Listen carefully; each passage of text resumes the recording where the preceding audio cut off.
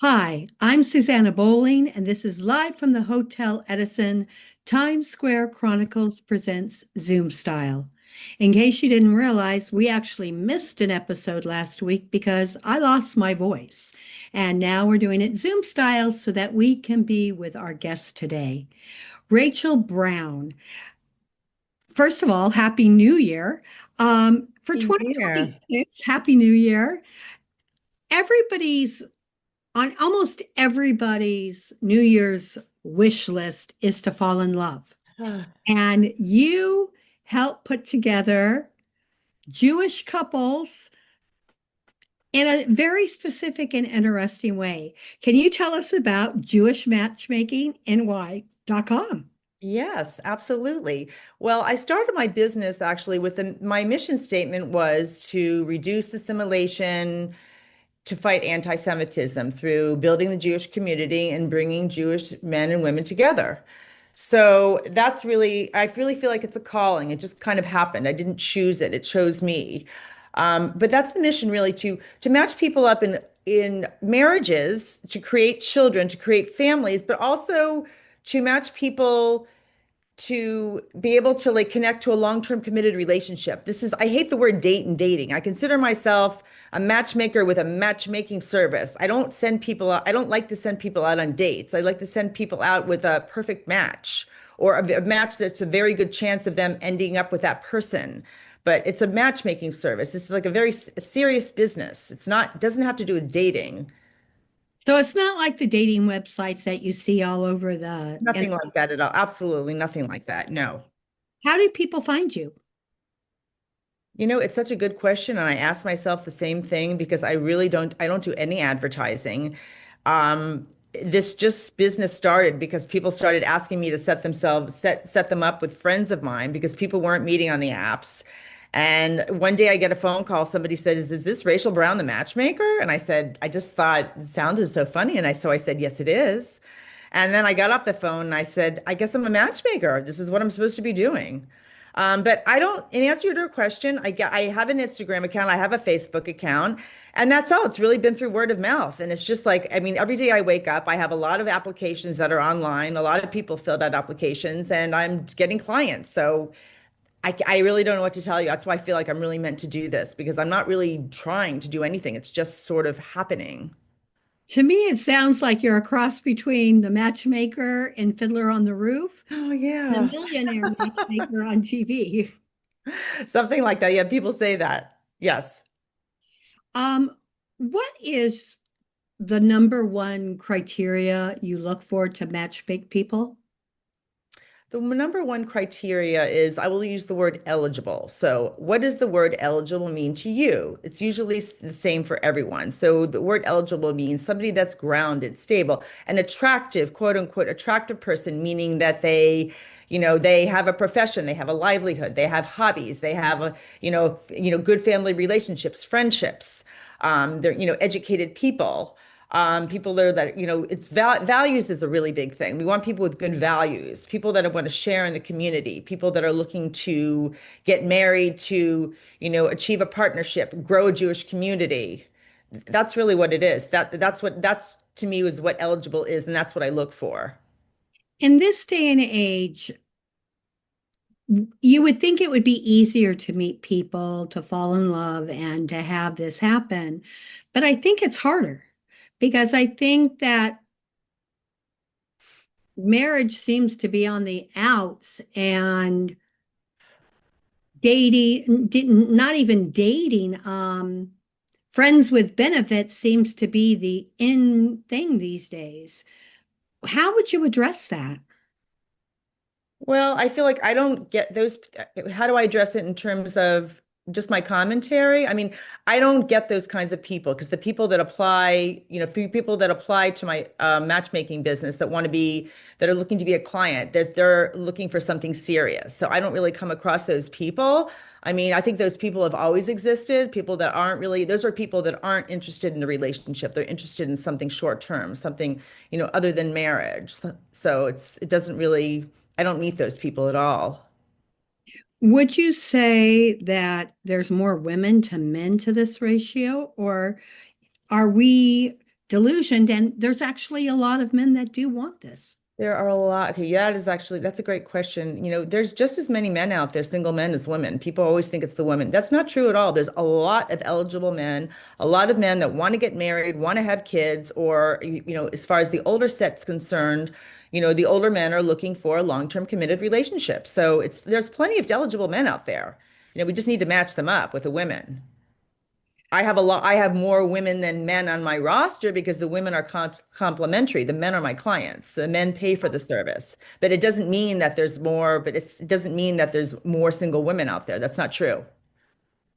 I That's know a lot of single really men. nice to hear because, in the news and in different places, we all hear about, oh, it's only women and not men. So then when you hear that men want to be with men and men want to be with other things, you're kind of like, well, I don't get it.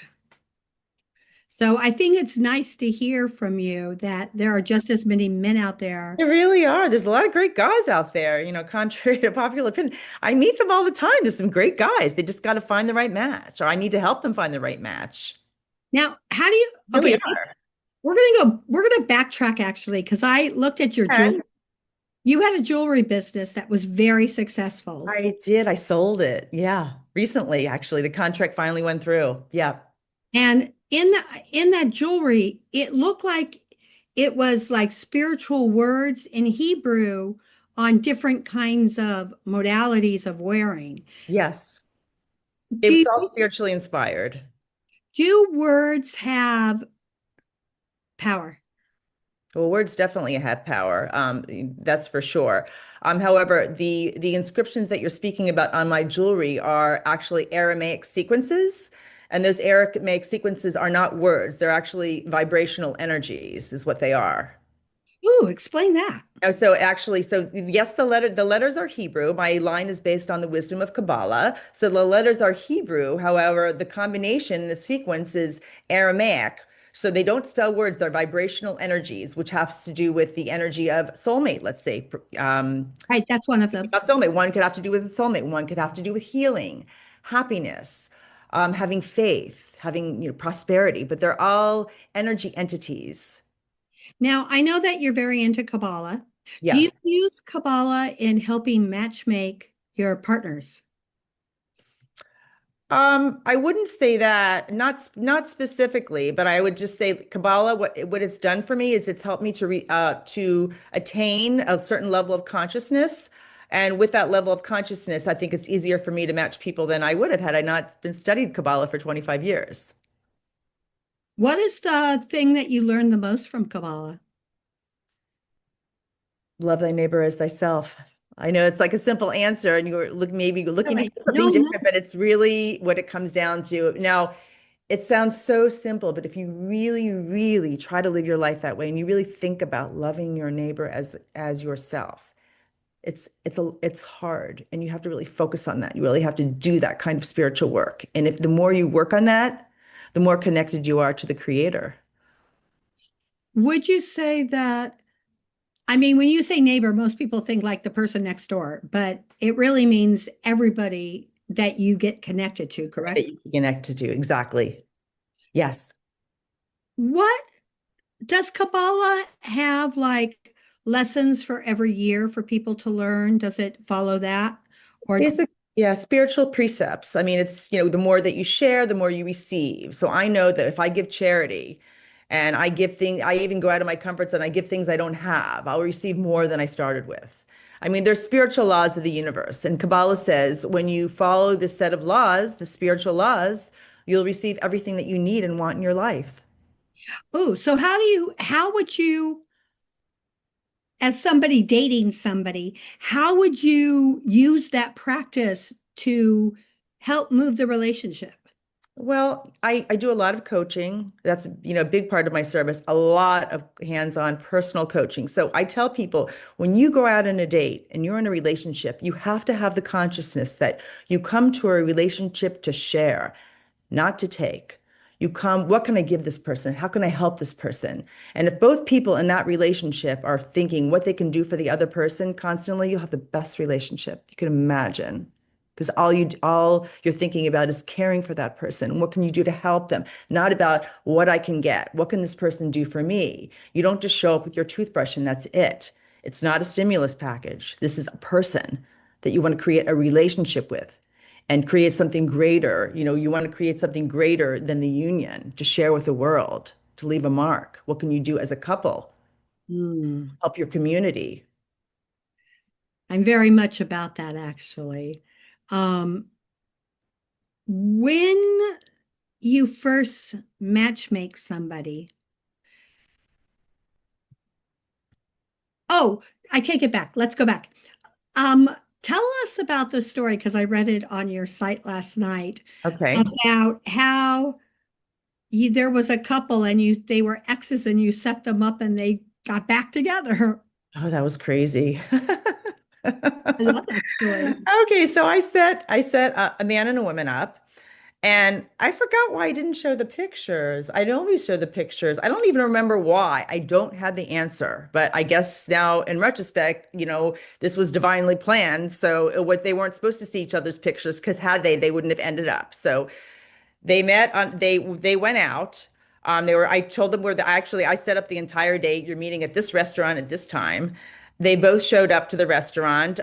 They knew each other's first name. They didn't know the last name, but your ex could have the same name. If let's just say it's Peter, for instance, it's like you don't know. It's a common. Both of their names were common names, and they were exes. It was an ex-boyfriend and an ex-girlfriend. They talked that evening and they ended up back together and they got remarried. I think that's I mean, is fabulous. that crazy? No, that's really That's fabulous. divinely planned. That's why, honestly, I feel I'm really doing this because I'm supposed to do this. It's not something I chose to be a matchmaker. I just feel simply I'm just a channel for the divine. And, when I was a little girl and my mom said to me, Rachel, honey, what do you want to do when you grow up? I said, Mom, I want to be a ballerina. I want to be a ballerina. I want to dance. I'm a creative. I mean, a matchmaker. It's like, Did you do ballet? it's such an odd profession, something so strange. Well, not really. If you look back in the Jewish communities, they always had a matchmaker. Right. But my orientation was not, Right. We don't have the it same wasn't like that wasn't on my list of things I things want to that I be. wanted what I wanted to do when I grew up. So here I am. So I know that it's meant to be. And I feel very purposeful. Did you ever do the ballet? No, I was horrible. Terrible. No talent at all. I wish. What's the most unique matchmaking that you've had happen? The most unique matchmaking. I would say unique and well, I guess I would say unique in the respect that I got a phone call and I'll tell you this is actually going to head into a new conversation from a woman who was a Jewish lesbian from Toronto, and she said to me, "Do you match do you match Jewish gays?" And I said, "I don't." And that's why I hung up the phone. I said, "That's not my business." And then I thought, you know what? I got a call similar last week from, a guy's mother saying, my son's gay. He's fabulous. I'm not just saying this because he's my son. He's Jewish. He's this. He can support somebody younger. He wants somebody 10 years younger. I'm listening to this whole conversation. Then I got off. And I'm thinking, I'm getting these phone calls. I think this is what I'm supposed to be doing. So that's off the beaten track, but that is what I'm going to be going into. And everyone's been saying to me now lately, I've been hearing after October 7, I feel like I need to be with a Jewish guy, I need to be with a Jewish girl. So now I'm the matchmaker for the gay community, gay Oh, wow. Jewish. So Now, that's the thing. considering that you were originally doing this to keep the Jewish community together and Yes. to get children and to populate, Right. um, how does that happen with the gay and the lesbian community? Okay. Well, the men are actually going to getting egg donors, Oh, wow. Jewish egg donors, and the women are actually going to sperm banks and they're freezing their eggs. A lot of women are freezing their eggs. I hear that all the time. So, the DNA is Jewish. So it does go along with my mission statement, which is to grow the Jewish population. I didn't think it was going to be in this way. Also, it didn't occur to me, but this is just coming my way. So I feel that this is what I'm supposed to be doing. So No, that sounds fabulous. And it especially, is. I mean, Yeah. I don't think there is any services like this, especially for the and the lesbian communities. There isn't. So that's been quite interesting. And I've had some quite interesting conversations lately. So this is all very new. So I would say that's, in answer to your question, that's that's, Has the trans community reached out yet? they have not, but I wouldn't be surprised. We'll see how it goes. Wow. We'll see what happens. Right now, I'm just wrapping my head still around this. So this is all kind of new. Say that I wanted to be matchmate. If you, Yeah. okay. What would be my process? Okay, so the first thing that I would ask you to do, Susanna, is to go onto my website to fill out an application. And then I would say, if I think that I can find you someone, if there's someone on my roster I feel that you would match with, I would call you in. Or if I think there may be somebody in the future that may match with you, I will call you in for an interview. And then we would have an interview that would last at least an hour, if not more. So with the men, it's 2 hours or more. It's a process. And then we have, we have conversations after that. Also, I find out about the date. So if I call you in, so then if you come in for the interview, then I set you up with someone. We speak at length about the date. We speak about every aspect. And if the reason he is for you or not for you. And I get a lot of information. So I can keep zeroing in on what is the best for Susanna, what's the best for my client. I really don't want to waste anyone's time. I only want to set people up with people that I think could be potentially a really good match, or I don't. So I would say to you after the interview, I would say, please be patient. You might not hear from me for a week, 2 weeks, a month. I don't really know. I said, but it's not because I have forgotten about you or I don't think you're fabulous. It's that there's nobody in my It's book. just that there's nobody there at the moment. However, variables change all the time. People are like, getting divorced. I could have somebody going out with somebody right now that might be thinking, oh, he'd be great for Susanna, but he's with someone, so I'm not going to interrupt his process. But should he call me one day and say, Rachel, it just didn't work out, then I would say, oh, you know what? I just met Susanna and I think she would be lovely for you. So then we go from there. So that's how it works. So it's really I nobody need goes to out on send a empty friend of state. mine to you. I'm sorry. I need to send a friend of mine to you. Okay. She's highly successful. She's gorgeous and she's Jewish. Uh-huh. And she would love to find somebody to marry. Okay, so we'll have a talk. I will. I'll send her. Her name's Shawnee. I'll send her. Okay. Okay. My nose is running. Um, what haven't I asked you that you think our listeners should know about you? What should people know about me? That the work that I do is really from my heart. It's really from my soul. It's a business second. Yes, it happens to be a business. Yes, of course, but it's a business, secondly. Primarily, it's like I want to do something in my life. I want to reveal the purpose of my soul. I want to reveal the greatness of my soul in the maximum way I possibly can. When the only way that I see that right now is really helping as many people as I possibly can, sharing light, love, and what I see is, we have a major shidduch crisis. I don't know if you know what that word means, shidduch. It's a Yiddish word. It has to do with, it has to do with people getting married. It has to do with marriage. We have a crisis with couples right now matching up. So because and it's at a height, and I feel that if I can do something, if I can get people married, if I can bring matches together, if I can bring more love into this world, I will really feel I will feel I have really achieved my purpose. What is your New Year's wish for this year for people? My New Year's wish is all the single people out there, may all of them find their soulmates as soon as possible. And let's cut this process. So no one's dating anymore. Let's have a lot of love in this world and create Jewish babies and just let's do something more than something outside ourselves, something beyond being a couple. Let's see what we can do to share with other people. What can we do to change this world and make it a better place? So that's what we have to pray to God for. So when we're praying to God for our soulmate, we have to tell him, and we need to say that we want this not just for desire to receive for the self alone, it's for the sake of sharing with other people, creating love in the world, peace, unity. That's I what we love want. That's that. what we need. So to find Rachel Brown, go to go to Matchmaking. jewishmatchmakingny.com. Thank you so much for being with us today. I think this is the perfect way to start the New Year's. Thank I'm you. Susanna Bowling. This has been live from the Hotel Edison, Zoom style, Times Square Chronicles presents. And